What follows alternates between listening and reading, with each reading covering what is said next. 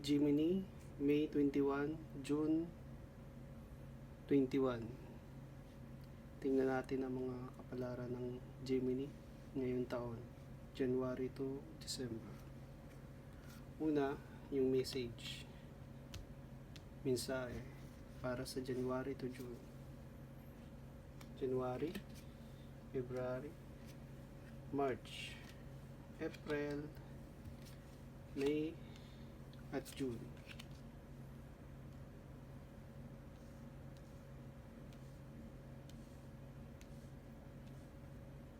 Medyo maganda nangyayari sa mga Gemini ngayong taon. Sunod naman ang kanyang mensahe para sa July hanggang December. July, August, September, October, November, at December.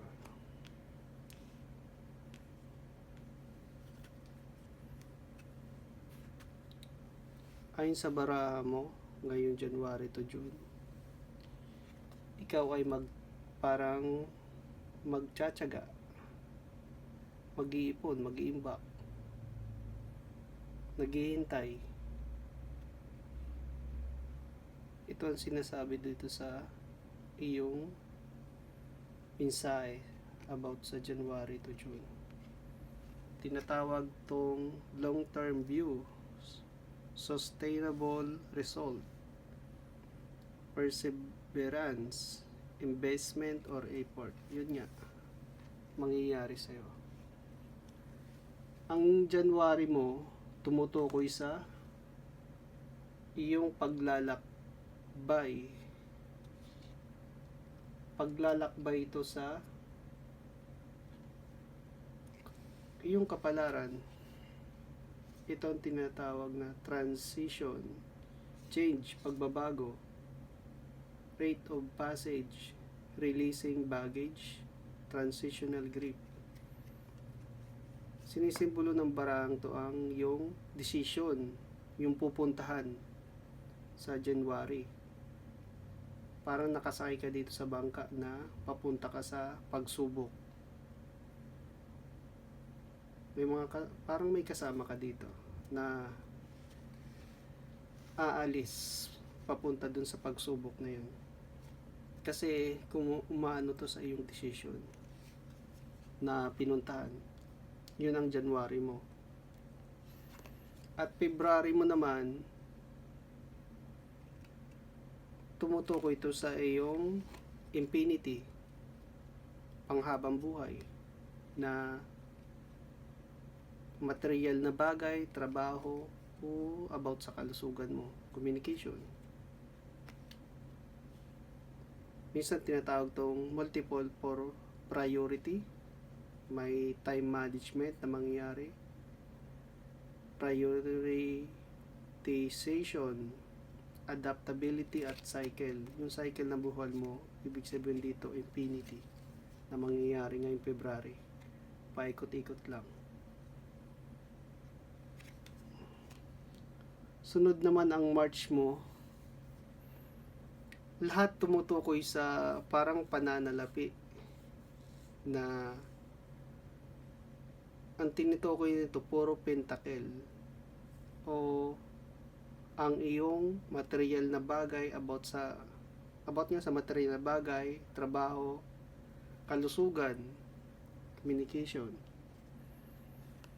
Dito naman sa Marso mo,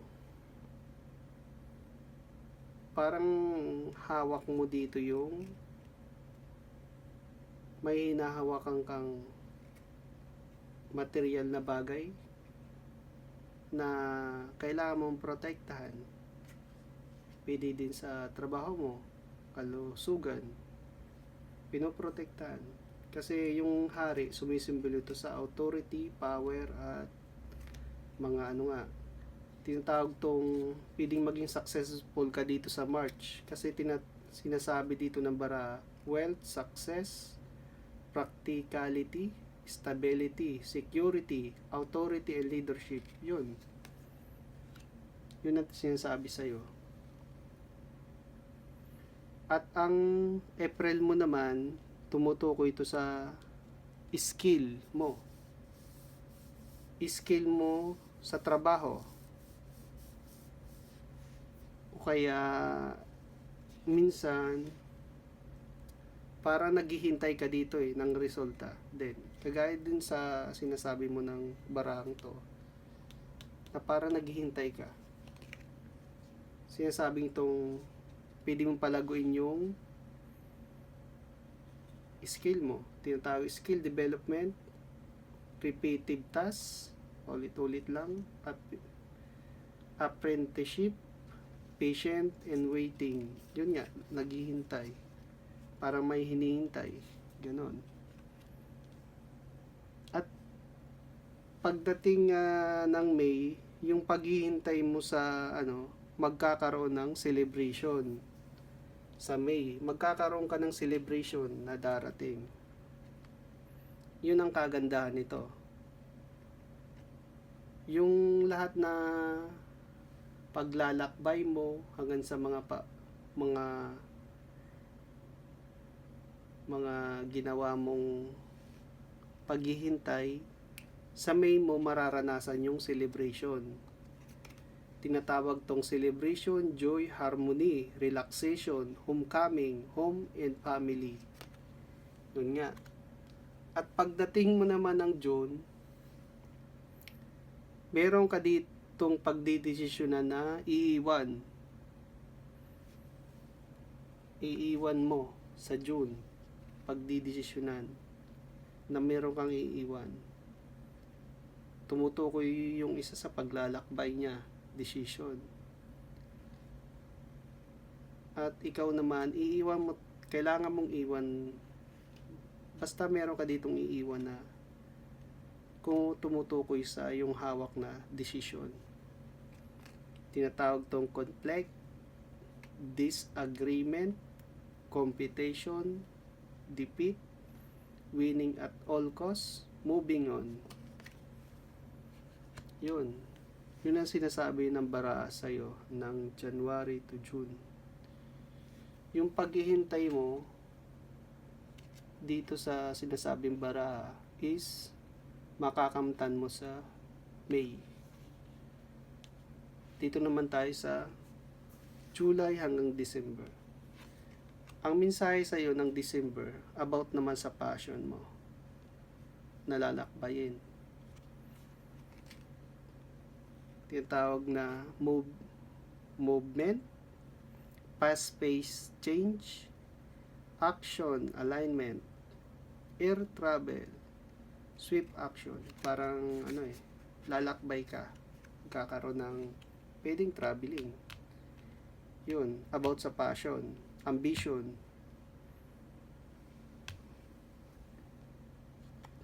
Ito naman yung July mo. Tingnan natin. Yung July mo, sumisimbolo ito sa parang pagpapahinga.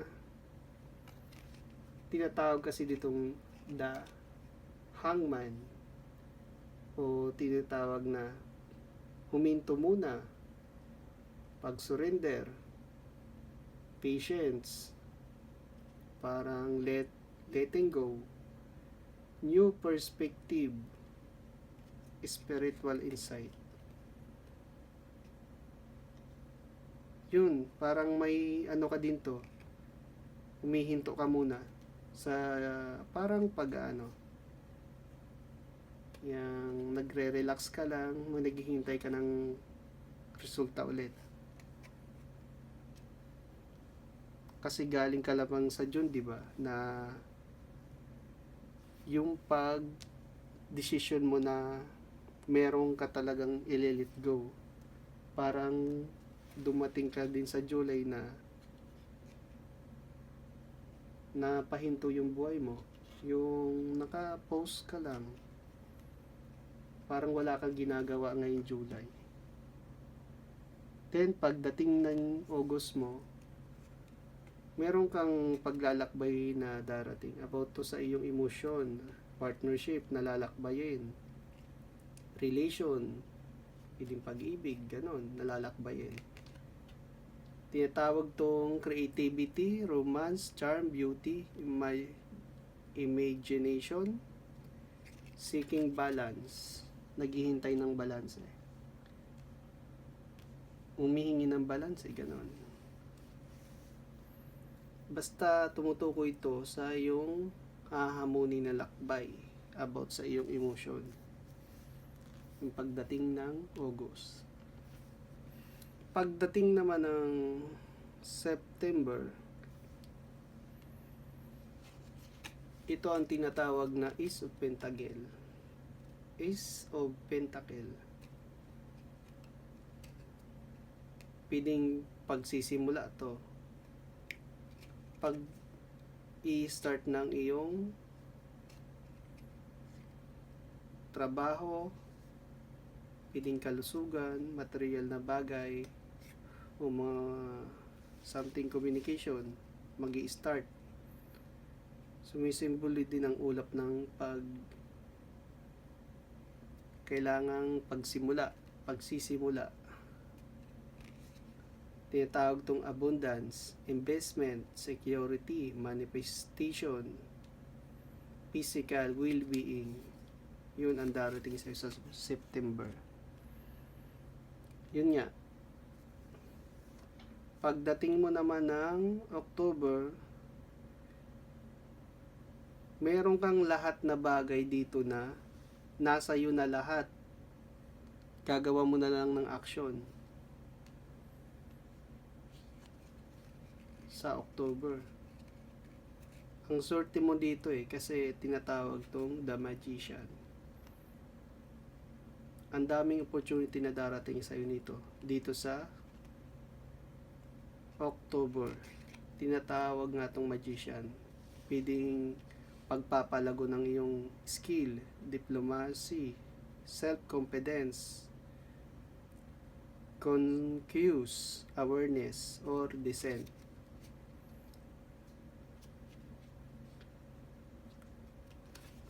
Yun. Tapos pagdating mo naman ng November, kasi galing ka dito sa pagdidesisyon mo na lahat ng bagay nasa iyo, lahat ng kailangan is nasa iyo.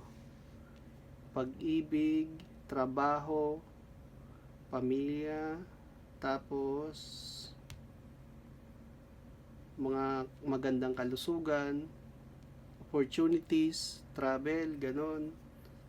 Nandito, gagawan mo na lang ng action. Kaya pagdating ng November, sumisimbolo sa pagsisimula mo sa iyong desisyon. Kasi, di ko alam. Kasi meron kang pagsubok na darating din dito sa November. Puro bundok kasi